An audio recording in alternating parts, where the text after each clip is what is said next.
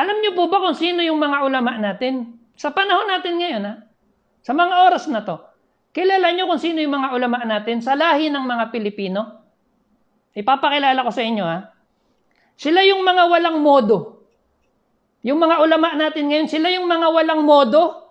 Sila yung mga walang pinag-aralan, sabi ng mga tao na tumutuligsa sa kanila. Sila yung mga inggitero. Sila yung mga nakapagtapos sa iba't ibang universidad sa buong mundo at inilaan, nagsakripisyo ng kanilang mga buhay para tayo iligtas at turuan ng tama. Sila yung mga ulama na binabanggit ni Propeta Muhammad sallallahu alaihi wasallam dun sa hadith. At ni Allah subhanahu wa ta'ala na dinakila sila at iniangat sila dun sa mga aya na binanggit natin. Sino sila ngayon sa paningin ninyong mga Muslim? Kayo po. Lahat kayo. Anong sinasabi nyo? Mga nakapagtapos pa naman kayo sa Islamic University sa Madina, sa Qasim, sa Tabuk, sa Riyadh, saan pa? Sa Egypt, sa Syria, sa iba't ibang bansa. Paano natin sila ginagalang? Mga walang modo. May doctoral degree na nakatapos sa Madina, ang sabi ng isang kapatid natin, doktor daw ng kayabangan yata yung pinagtapusan doon. Di ba? Yan ang ating mga ulama. Yan sila po. Yung mga mayayabang, yung mga nagpapaalala sa inyo, yung mga inggitero, yung mga balasubas, mga walang galang kung magsalita at magtama sa inyo. Sila yung sinabi ni Propeta Muhammad. Wa innal ulama dun sa hadith, sa dulo ng hadith, wa innal ulama warathatul anbiya. Wa innal ulama warathatul anbiya. Namatay na si Adam hanggang kay Propeta Muhammad. Anong iniwanan sa inyo po? Anong iniwanan sa atin? Sabi ni Propeta Muhammad, itong mga ulama na to, sila ang pamana sa inyo ng mga propeta. Lumisan sila sa mundong ito, walang iniwanan sa inyo kahit isang riyal, dirham o piso. Si Propeta Muhammad matagal nang naglaho. Ang iniwanan sa inyo, kaya kayo nakakapagsala, kaya kayo Muslim ngayon, kaya kayo nakakapag-ayuno dahil dito sa mga walang modo na ulama na sinasabi nyo. Etong mga mayayabang na ulama, etong mga ulama na to na walang pinag-aralan at di ginagamit yung kanilang mga natutunan. Totoo. Yan ang sinasabi nyo sa mga ulama natin Subhanallah. Kayo po, born Muslim man kayo o balik Islam, sino nagpakilala sa inyo kay Allah? Paano nyo nakilala yung Panginoon nyo? Nagsyahada ka, asyhadu an la ilaha illallah, asyhadu anna Muhammadar Rasulullah. After that, kilala mo na si Allah, lahat ng bagay na may kinalaman sa Kanya, alam mo na? Sino nagturo sa inyo po? Etong mga walang modong ulama na to, etong mga inggiterong ulama na to, at mga walang pinag-aralan na ulama na tinutukoy nyo. Totoo po. Wallahi, ngayon lang ako nag-lecture ng ganito. Ang pagmamahal, meron tayong pagmamahal sa Islam. Al-hubbu lillah wal-bughdu lillah. Nagagalit lang tayo para kay Allah, nagmamahal tayo para kay Allah subhanahu wa ta'ala. Yung pagkagalit natin, para yun kay Allah. Hindi ito personal. Wala akong tinutukoy dito na kahit na sino. Nung isang araw, may nag-comment pa nga etong mga ulama na to, na lumabas ngayon, na nagtutuwid, na mga barumbado, walang modo, walang pinag-aralan, eto daw yung mga bagong syaitan sa panahon natin. Sila daw yung mga ulama na bagong syaitan sa panahon natin. Ganyan kayo mag-comment. Nababasa namin lahat yan. Kung wala itong mga barumbado, mga walang modo, mga inggitero, at walang pinag-aralan ng mga ulama natin, sino nagturo sa inyo na magsala? Nung nagsyahada ka, after magsabi ng asyhadu an la ilaha illallah, asyhadu anna Muhammadar Rasulullah, alam mo na magsala? Sino nagturo sa inyo na magbayad ng zakah? Sino nagturo sa inyo na mag-ayuno ngayong buwan ng Ramadan? At sabihin sa inyo, ano yung mga nakakasira, yung dapat nyong iwanan, ano yung kabutihan na idudulot ng pag-aayuno? Alam niyo kung sino nagturo nun? Etong mga walang modong ulama. Etong mga inggiterong ulama. Etong mga walang pinag-aralang ulama. Ganyan nyo sila dinidescribe. Ganyan nyo sila tinatangkilik. Ganyan kayo tinuruan na maging bastos. Yes, gagamitin ko to. Patawarin nyo ako, magalit kayo sa akin. Pero ganyan kayo tinuturuan ng pagiging panatiko ninyo para maging bastos kayo.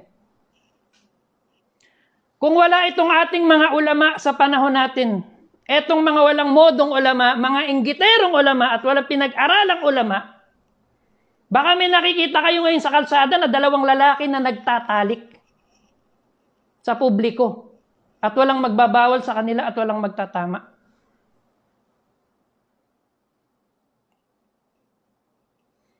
Paano nyo nalaman yung mga haram sa Islam? Paano nyo nalaman yung mga halal sa Islam?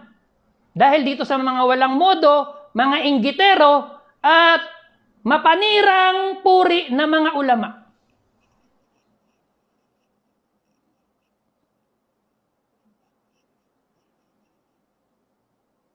Ganyan nyo siya kinikilala. Ganyan natin sila kinikilala po. Ganyan natin sila kinikilala sa panahon natin. Ganyan natin kinikilala yung ating mga ulama. Sa panahon natin. Itinama yung isang kapatid natin na nagkakamali. Mga barumbadong ulama, walang modong ulama, inggiterong ulama. Subhanallah. Kung pwede lang magmumura ako dito. Subhanallah.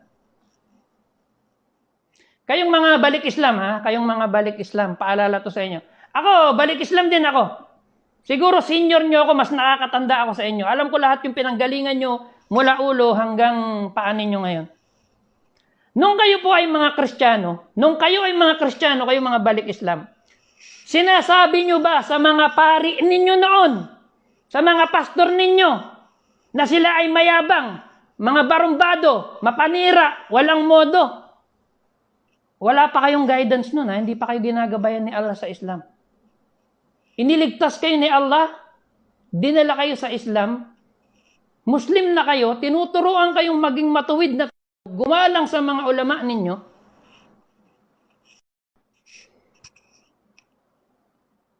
Nung nag-Muslim kayo, yan ang tawag nyo sa mga nagtuturo sa inyo. Mga walang modo, walang pinag-aralan, doktor ng kayabangan, mga inggitero. La ilaha illallah. Wag na nga lang dun sa mga dating mga pari nyo at mga pastor nyo eh. Nag-aral kayo lahat sa elementary, nakatapos kayo 6 na taon. Nag-high school kayo 4 na taon. College, ilang taon kayo nag-aral? Bali, ilang taon kayo nag-aral? Yung mga teacher nyo dun po, hinahamon ko kayo lahat, lalo na yung mga balik Islam, wala kayong modo po eh. Bastos kayo sa inyong mga ulama. La ilaha illallah. May sinabihan ba kayo nung nag-aaral kayo ng elementary sa mga naging guro nyo, high school at college, na ikaw guro ka, nakatapos ka pa naman ng pagiging guro, wala kang modo, inggitero ka, wala kang pinag-aral. Sinabi nyo ba yan sa mga naging guro ninyo na mga kufar noon? Sige nga, sinabi nyo po ba yan? Meron ba kayong pinagsalitaan ng ganyan nung mga Kristiyano pa kayo sa mga naging teacher ninyo? Ngayong nasa Islam kayo, subhanallah. Hindi ko alam anong natututunan nyo sa mga sinusubaybayan at pinapalo ninyo ng mga tagapagturo ninyo. Wallahi, kung wala yung mga ulama natin, mas masahol pa tayo sa hayop. Totoo po. Kung wala itong mga mayayabang, mga walang modo, inggiterot, mga walang pinag-aralan na ulama na to, masahol pa tayo sa hayop.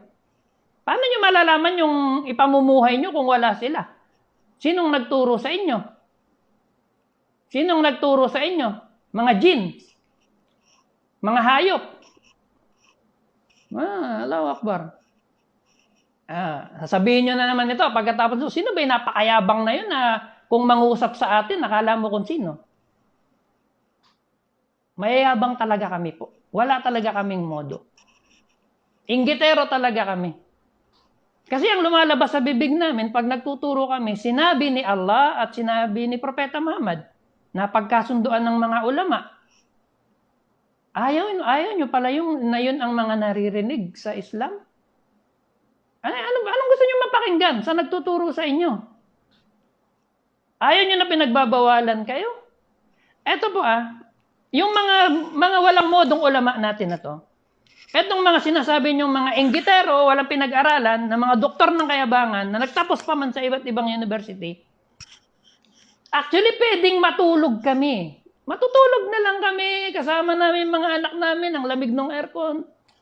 Anong pakialam namin sa inyo? Dapat bakit sila nagsasakripisyo na bastos-bastusin ninyo, na magkaroon ng kaaway? Bakit sila nagsasakripisyo na lumitaw dito at magsalita, magpuyat at magpagod, magtanong, magbasa ng isasagot sa inyo? Bakit po? Etong mga walang modong ulama na to, etong mga inggiterong mga ulama na to, etong mga walang pinag-aralang mga ulama na to, gusto kayong isama sa paraiso. Nare-realize nyo po ba yun?